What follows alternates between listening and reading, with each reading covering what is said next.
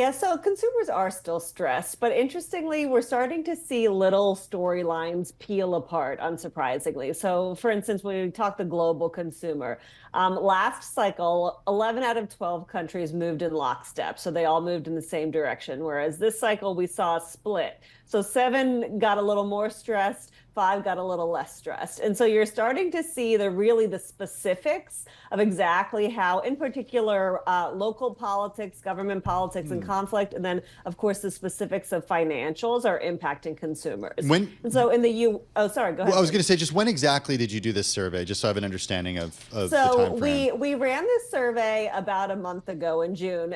For U.S. context, it was previous to even the debate. So as we think about politics, in some ways, I think it removes the noise of politics, the Trump assassination attempt, and the change over the weekend. But it was, that stuff is not factored in yet. All right. So wait. So do you think, based on your results, do you feel like since the debate, since all of the U.S. political news, do you feel like anything has changed dramatically in your view?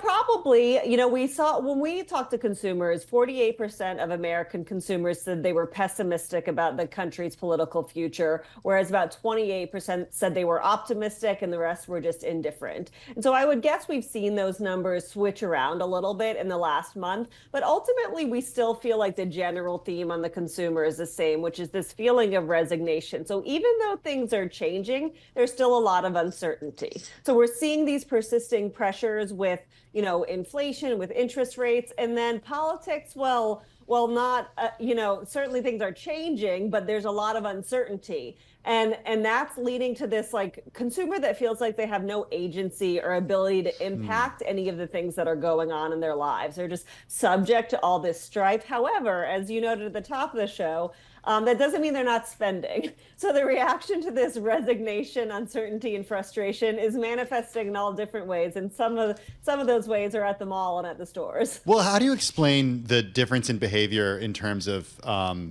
we've had people on the show that say, don't listen to what the consumer says, listen to what the consumer does.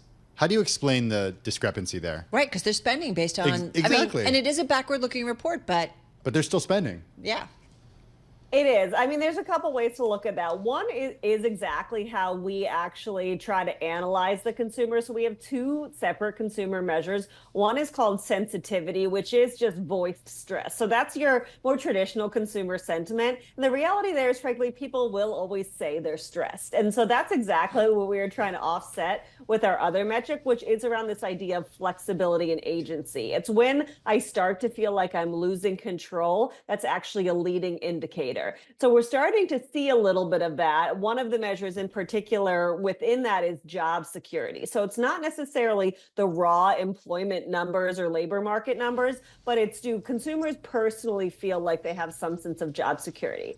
So it's really trying to peel back some of those different layers to try to kind of assess that say-do gap that we see with consumers, pretty much across all topics. How much of this can change? It's interesting. I feel like markets have gotten a bit more volatile. Economic data points can sometimes, whether we kind of seem to say that they're pointing towards a soft landing, it can depend on the day when we might get something that might kind of surprise us. Having like this morning's GDP report. Having said that, in terms of consumer sentiment, how much can it swing, perhaps, from week to week, from month to month?